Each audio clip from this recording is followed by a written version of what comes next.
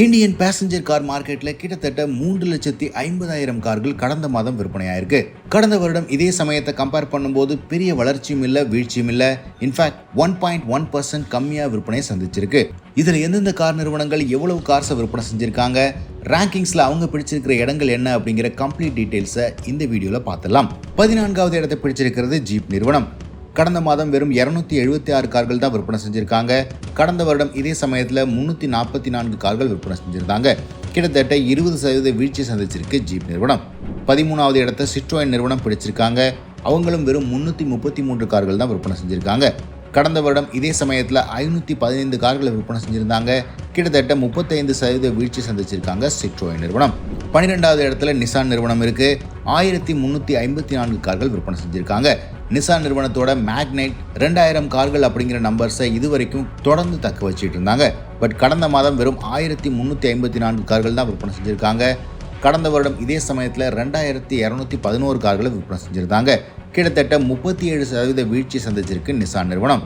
Nissan மேக்னெட்டை தவிர பெருசாக எந்த விதமான ப்ராடக்ட்டும் இல்லை அவங்களுடைய போர்ட்ஃபோலியோவில்.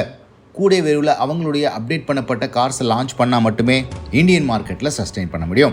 கிட்டத்தட்ட இதே நிலைமையில தான் 11வது இடத்துல ரெனோ நிறுவனம் இருக்காங்க. 2502 கார்களை விற்பனை செஞ்சிருக்காங்க. கடந்த வருடம் இதே சமயத்தில் 3709 கார்களை விற்பனை செஞ்சிருந்தாங்க. கிட்டத்தட்ட 32% வீழ்ச்சி சந்திச்சிருக்காங்க ரெனோ நிறுவனம். நிசான் மாதிரி இல்லாமல் ரெனோ நிறுவனத்திடம் குவிட், கைகர், ட்ரைபர் அப்படின்னு டிஃப்ரெண்ட் போர்ட்ஃபோலியோ ஆஃப் கார்ஸ் வச்சிருக்காங்க.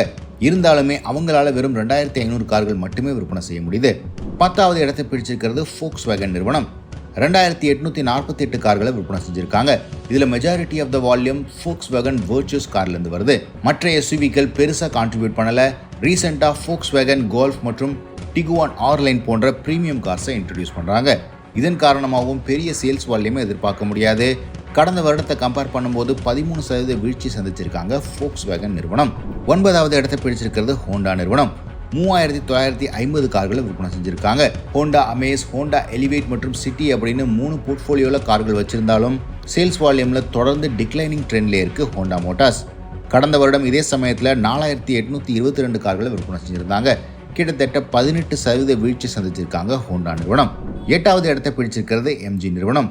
6304 கார்களை விற்பனை செஞ்சிருக்காங்க. மற்ற நிறுவனங்களை போலவே எம்ஜி நிறுவனத்தோட அனைத்து இன்டர்னல் கம்பஷன் என்ஜின் கார்ஸும் பெரிய சரிவை சந்தித்திருக்கு. உதாரணத்துக்கு எம்ஜி ஹெக்டார், ஆஸ்டர், கிளாஸ்டர் போன்ற கார்கள் பெருசாக விற்பனை சந்திக்கல. பட் எம்ஜி நிறுவனத்தோட சேல்ஸ் வால்யூமை புஷ் பண்ணுறது அவங்களுடைய எலக்ட்ரிக் கார்கள் அப்படின்னு சொன்னால் அது மிகையாகாது.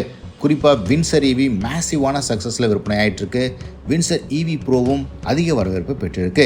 இதன் காரணமாக கடந்த வருடம் 4769 கார்கள் விற்பனை செஞ்சுட்டு இருந்த எம்ஜி மோட்டார் இந்த மாதம் 6304 கார்கள் விற்பனை செஞ்சுருக்காங்க. கிட்டத்தட்ட 32% வளர்ச்சி அடைஞ்சிருக்காங்க எம்ஜி மோட்டார்ஸ். 7வது இடத்தை பிடிச்சிருக்கிறது ஸ்கோடா நிறுவனம். ஸ்கோடா, Volkswagen போன்ற நிறுவனங்கள் பொதுவாக 10-11வது இடங்களே பிடித்து வருவாங்க. அவங்களிடம் பெருசாக என்ட்ரி லெவல் கார்ஸ் எதுவுமே இருக்காது.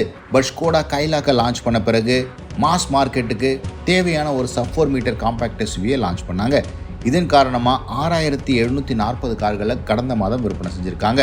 கடந்த வருடம் இதே சமயத்தில் 2884 கார்கள் தான் விற்பனை செஞ்சுருந்தாங்க. 133% வளர்ச்சி சந்திச்சிருக்காங்க ஸ்கோடா நிறுவனம். இந்த என்டையர் லிஸ்ட்லேயே அதிகபட்ச வளர்ச்சி சந்திச்சிருக்கிற நிறுவனம் அப்படின்னு சொன்னால் அது ஸ்கோடாவை தான் சொல்ல முடியும். இன்ஃபேக்ட் அவங்க இந்தியாவில் லான்ச் பண்ண சமயத்திலேருந்து இப்போ வரைக்கும் இவ்வளவு நம்பர்ஸை இப்போ தான் முதல் முறையாக விற்பனை செய்கிறாங்க. 6வது இடத்தை பிடிச்சிருக்கிறது கியா மோட்டார்ஸ். 22,315 கார்களை விற்பனை செஞ்சுருக்காங்க. அவங்க ரீசெண்டாக லான்ச் பண்ண கியா சிரோஸாக இருக்கட்டும், கியா கிளாவிஸாக இருக்கட்டும், இந்த 2 கார்களும் சேல்ஸ் வால்யூமை இன்னுமே இன்க்ரீஸ் பண்ணும் அப்படிங்கிறதுல மாற்றுக்கிறது இல்லை. கடந்த வருடம் 19,500 கார்களை விற்பனை செஞ்சுருந்தாங்க. கிட்டத்தட்ட 14% வளர்ச்சி சந்திச்சிருக்காங்க கியா நிறுவனம்.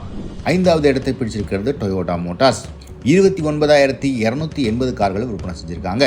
மேலும் டொயோட்டாவோட majority of the sales volume அவங்களுடைய ப்ரீமியம் வெர்ஷன்லேருந்தே வருது. உதாரணத்துக்கு Innova Crysta, Hi Cross, Fortuner போன்ற கார்கள் ப்ரீமியம் ப்ரைஸிங்கில் விற்பனை செஞ்சாலும் எக்கச்சக்கமான நம்பர்ஸில் விற்பனை ஆகுது. இதன் காரணமாக கடந்த வருடத்தை கம்பேர் பண்ணும்போது 22% வளர்ச்சி சந்திச்சிருக்காங்க டொயோட்டா நிறுவனம். 4வது இடத்தை பிடிச்சிருக்கிறது டாடா மோட்டார்ஸ். 41,557 கார்களை விற்பனை செஞ்சுருக்காங்க. கடந்த வருடம் இதே சமயத்தில் 46,700 கார்களை விற்பனை செஞ்சுருந்தாங்க. கிட்டத்தட்ட 11% வீழ்ச்சி சந்திச்சிருக்காங்க டாடா மோட்டார்ஸ். டாடா மோட்டார்ஸோட எலக்ட்ரிக் கார்கள் இப்போ பெரிய சேலஞ்சஸை சந்திச்சு வருது. மஹேந்திரா மற்றும் எம்ஜி போன்ற நிறுவனங்கள் எலக்ட்ரிக் கார்களை பேக் டு பேக் லான்ச் பண்ணிட்டு இருக்காங்க. இதன் காரணமாக டாடா மோட்டார்ஸோட மார்க்கெட் ஷேர் எலக்ட்ரிக்கில் கம்மியாகிறதுனால ஓவரால் சேல்ஸ் வால்யூமே கம்மியாக தெரியுது. ரீசெண்டாக டாடா ஹாரியர் ஈவியை லான்ச் பண்ணியிருக்காங்க. இது சேல்ஸ் வால்யூமில் இன்னும் புஷ் கொடுக்கும் அப்படின்னு எதிர்பார்க்கலாம். 3வது இடத்தை பிடிச்சிருக்கிறது ஹியூண்டை நிறுவனம். 43,861 கார்களை விற்பனை செஞ்சுருக்காங்க. கடந்த வருடம் இதே சமயத்தில் 49,151 கார்களை விற்பனை செஞ்சுருக்காங்க. கிட்டத்தட்ட 10.8% வீழ்ச்சி சந்திச்சிருக்காங்க ஹியூண்டை நிறுவனம்.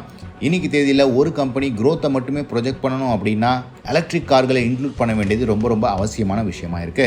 ஹியூண்டை நிறுவனம் கிரெட்டா ஈவியை லான்ச் பண்ணாலும் சேல்ஸ் நம்பர்ஸில் அது பெருசாக கான்ட்ரிபியூட் பண்ணலை. என்ட்ரி லெவல் எலக்ட்ரிக் கார்களை லான்ச் பண்ணால் மட்டுமே ஹியூண்டை நிறுவனம் 2வது இடத்துக்கு மறுபடியும் போக முடியும் அப்படிங்கிறதுல மாற்று கருத்து இல்லை. 2வது இடத்தை பிடிச்சிருக்கிறது மஹிந்திரா நிறுவனம். மாருதி சுசுகிக்கு அடுத்தபடியாக ஹியூண்டை, டாடா போன்ற நிறுவனங்கள் தான் 2வது இடத்தை பிடித்து வரும். மஹிந்திரா நிறுவனம் கடந்த சில மாதங்களாக கன்சிஸ்டண்டாக செகண்ட் பொசிஷனை தக்க வச்சிட்டு இருக்காங்க. அதுவும் இந்த மாதம் 52,431 கார்களை விற்பனை செஞ்சுருக்காங்க. இது ஹியூண்டை நிறுவனத்தை கம்பேர் பண்ணும்போது கிட்டத்தட்ட 10,000 கார்கள் அதிகமாகும். டாடா, ஹியூண்டை போன்ற நிறுவனங்கள் இப்போ எட்டி பிடிக்க முடியாத நிலைமையில் மஹிந்திரா நிறுவனம் இருக்காங்க.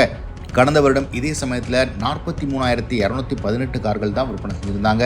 கிட்டத்தட்ட 21.3% வளர்ச்சி சந்திச்சிருக்காங்க மஹிந்திரா நிறுவனம். ரீசெண்டாக கூட மஹிந்திரா BE6 மற்றும் XEV9e போன்ற கார்களுடைய 10,000 சேல்ஸ் நம்பர்ஸை அச்சீவ் பண்ணாங்க. ஒரு ஆவரேஜ் காரோட ப்ரைஸ் 25 லட்சம் ரூபாய் இருக்கும்போது 10,000 கார்கள், அதுவும் கிட்டத்தட்ட லான்ச் ஆகி 3-4 மாதங்களுக்குள்ளேயே விற்பனையாகிறது அப்படிங்கிறது மிகப்பெரிய சாதனையாகும். முதலிடத்தை பிடிச்சிருக்கிறது வழக்கம் போல மாருதி சுசுகி. 1,35,962 கார்களை விற்பனை செஞ்சுருக்காங்க. கடந்த வருடம் இதே சமயத்தில் 1,44,000 கார்களை விற்பனை செஞ்சுருந்தாங்க. கிட்டத்தட்ட 5.6% வீழ்ச்சி சந்திச்சிருக்காங்க மாருதி சுசுகி. அவங்களுடைய என்ட்ரி லெவல் கார்களுடைய சேல்ஸ் வால்யூம் குறைஞ்சிக்கிட்டே போனாலும் ரீசெண்டாக லான்ச் பண்ண SUVs டீசெண்டாக பர்ஃபார்ம் பண்ணுறதுனால மாருதி சுசுகி அவங்களுடைய சேல்ஸ் வால்யூமை ஓரளவுக்கு தக்க வச்சிட்டு இருக்காங்க. கூடிய விரைவில் மாருதி சுசுகி நிறுவனம் எலக்ட்ரிக் காரை லான்ச் பண்ணவிருக்காங்க. உதாரணத்துக்கு விட்டாரா போன்ற கார்களை எதிர்பார்க்கலாம். ஸோ ஓவராலாக கடந்த மாதம் அதிகபட்ச வீழ்ச்சி சந்திச்சிருக்கிறது அப்படின்னா நிசான் மற்றும் ரெனோ நிறுவனத்தை தான் சொல்ல முடியும். 38 மற்றும் 32% வீழ்ச்சியை சந்திச்சிருக்காங்க. வளர்ச்சியை பொறுத்த வரைக்கும் ஸ்கோடா நிறுவனம் மட்டுமே 133% வளர்ச்சி சந்திச்சிருக்காங்க. மற்றபடி MG மற்றும் மஹிந்திரா 20 மற்றும் 30% வளர்ச்சியை சந்திச்சிருக்காங்க.